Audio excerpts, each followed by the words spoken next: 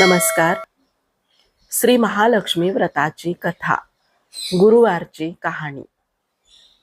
ऐकावी भक्तांनो, श्री महालक्ष्मीच्या व्रताची कथा, गुरुवारची कहाणी. ही कहाणी वाचल्याने किंवा ऐकल्याने दुःख, दारिद्र्य, काळजी दूर होते. श्री महालक्ष्मीच्या कृपेने समृद्धी, संपत्ती, ऐश्वर्य, वैभव प्राप्त होते. मनीची इच्छा पूर्ण होते. श्री महालक्ष्मीची नावे, रूपे अनेक आहेत.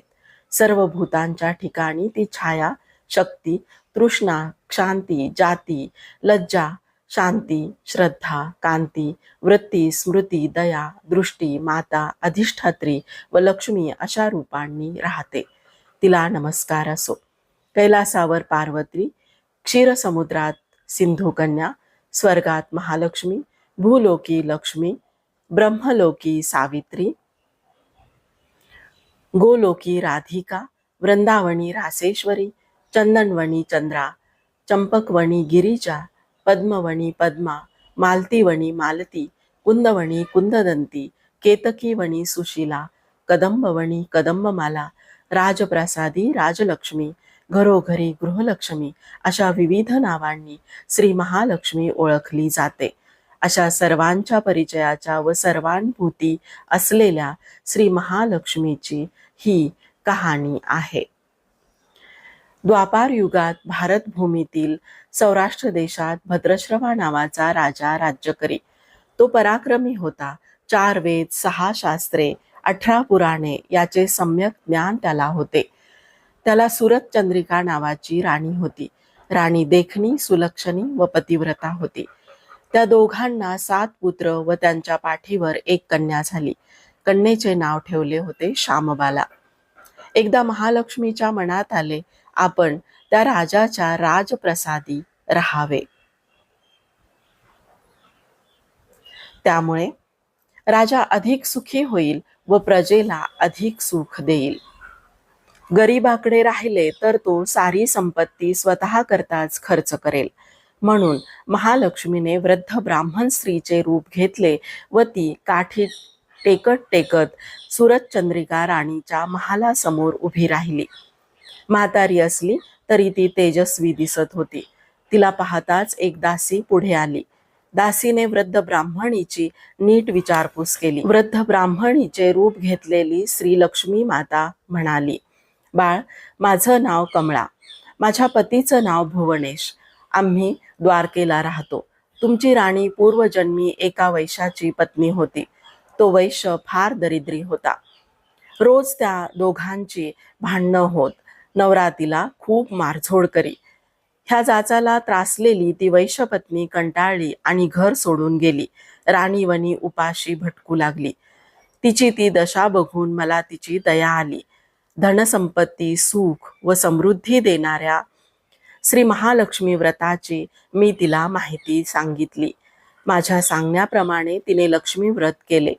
तिला महालक्ष्मी प्रसन्न झाल्यामुळे तिचं दारिद्र्य संपलं. तिचं घर संतती, संपत्ती व समृद्धीनं भरलं. तिच्या जीवनात आनंदी आनंद आला. पुढे ते पती पत्नी निधन पावले. महालक्ष्मी व्रत केल्यामुळे ती दोघं लक्ष्मी लोकात वैभवात राहिली. त्यांनी जितकी वर्ष श्री महालक्ष्मी व्रत केलं तितकी 1000 वर्ष त्यांना सुखोपभोग मिळाले. ह्या जन्मी त्यांचा राजकुळात जन्म झाला आहे. पण त्या राणीला लक्ष्मी व्रताचा विसर पडला आहे. त्याची आठवण करून देण्यासाठी मी मुद्दाम आले आहे. वृद्धेचे ते बोलणे ऐकून दासीच्या मनात जिज्ञासा उत्पन्न झाली.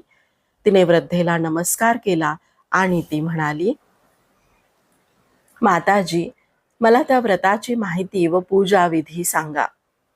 वृद्धेच्या रूपातील महालक्ष्मीने दासीला लक्ष्मी व्रताची माहिती दिली व महिमा सांगितला. मग ती दासी त्या वृद्धेचे उपकार मानून व तिला नमस्कार करून राणीला निरोप सांगण्यासाठी अंतःपुरात गेली. राजवैभवात लोळणाऱ्या त्या राणीला आपल्या ऐश्वर्याचा फार गर्व झाला होता. संपत्तीमुळे व सत्तेमुळे ती उन्मत्त झाली होती. म्हातारीचा निरोप ऐकून ती रागारागाने व तावातावाने आली आणि त्या वृद्ध ब्राह्मण स्त्रीला फटकळपणे बोलली. तिला धक्काबुक्की केली. ती ब्राह्मण स्त्री म्हणजे प्रत्यक्ष लक्ष्मीच होती हे काही राणीला कळले नाही. राणीचा तो उद्धटपणा पाहून महालक्ष्मीने तेथे न राहता स्वस्थानी जायचे ठरविले. ती राजद्वारातून निघाली. वाटेत तिला श्यामबाला भेटली. श्यामबालेला सगळी हकीकत कळली. तिने त्या वृद्ध ब्राह्मणीची क्षमा मागितली. तेव्हा श्री महालक्ष्मीला तिची दया आली. तिने श्यामबालेला लक्ष्मी व्रताची माहिती सांगितली. तो दिवस होता मार्गशीर्ष महिन्यातील पहिला गुरुवार. राजकन्येने महालक्ष्मीचे व्रत सांगितल्याप्रमाणे भावभक्तीने केले. त्यामुळे सिद्धेश्वर राजाच्या मालाधार या राजपुत्राशी तिचा विवाह झाला. ती पतीसह राजवैभवात नांदू लागली.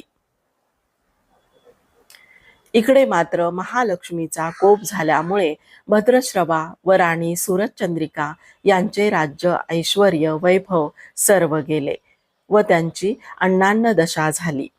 एके दिवशी सूरजचंद्रिका आपल्या पतीला म्हणाली, आपला जामात राजा आहे, खूप श्रीमंत आहे. त्याच्याकडे जा आणि आपले हाल सांगा. त्याला दया येईल, तो आपल्याला सहाय्य करेल. त्याप्रमाणे भद्रश्रवा जावयाच्या राज्यात आला. तो तळ्याच्या काठी बसला असताना पाणी नेण्यासाठी आलेल्या दासींना तो दिसला. त्याची राजलक्षणे जाणून दासींनी त्याचे नाव गाव विचारले. तो श्यामबाला राणीचा पिता आहे हे कळल्यावर दासी धावत धावत श्यामबालेकडे गेल्या. त्यांनी सर्व हकीकत तिला सांगितली. दासींकडून राजवस्त्रे पाठवून श्यामबालेने आपल्या पित्याला मोठ्या थाटामाटाने राजवाड्यात आणले. आदर सत्कार केला. नानापरीचा पाहुणचार केला. तो परत जायला निघाला तेव्हा तिने हंडा भरून धन दिले. भद्रश्रवा घरी आला. सूरजचंद्रिकेला आनंद झाला. तिने हंडा उघडला. तो काय, हंड्यात द्रव्य नव्हते, कोळसे भरलेले होते. महालक्ष्मीच्या अवकृपेने हा चमत्कार घडून आला होता. काही दिवसांनी सूरजचंद्रिका आपल्या लेकीच्या घरी गेली. तो दिवस होता मार्गशीर्षातला शेवटचा गुरुवार. श्यामबालेने लक्ष्मी व्रत केले, आईकडूनही करविले. सूरजचंद्रिका परत आपल्या नगरात आली. तिने लक्ष्मी व्रत केले म्हणून पूर्वीचे राजऐश्वर्य तिला प्राप्त झाले. पुढे काही दिवसांनी श्यामबाला माहेरी आली. परंतु बापाला कोळसे दिले व आपल्याला काही दिले नाही हा राग सूरजचंद्रिका राणीच्या पोटात खदखदत होता. म्हणून श्यामबालेला कोणी विचारले नाही. तिचा अपमान झाला, परंतु आईवर न रागावता ती तेथून निघाली. निघताना तिने तेथले थोडे मीठ घेतले. आपल्या राज्यात राजगृही आल्यावर पतीने तिला विचारले, माहेरून काय आणले? ती म्हणाली, राज्याचे सार आणले. पती म्हणाला, म्हणजे काय? पत्नी म्हणाली, थोडा धीर धरा म्हणजे कळेल. त्या दिवशी तिने सर्व जेवण अळणी करायला सांगितले. नवऱ्याला तिने सर्व जेवण वाढले. त्याला सर्व जेवण अळणी लागले.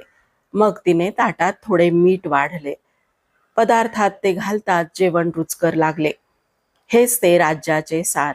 श्यामबालेच्या पतीला तिचे म्हणणे पटले. मग त्या दोघांनी हास्यविनोद करून जेवण पुरे केले.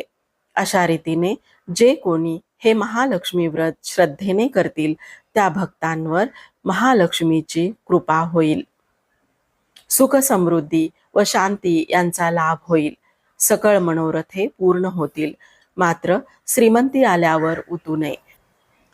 श्री महालक्ष्मीचे व्रत करायला चुकू नये. दर गुरुवारी पोथी वाचायला विसरू नये. महालक्ष्मीचा महिमा पुरवितो भक्ताची कामना. अशी ही श्री महालक्ष्मी व्रताची कथा, गुरुवारची कहाणी सुफळ संपूर्ण. ओम श्री महालक्ष्मी देवै नमः. ओम ह्रीं श्री लक्ष्मीभ्यो नमः. ओम शांती शांती शांती. श्री महालक्ष्मी देवतार्पणमस्तु.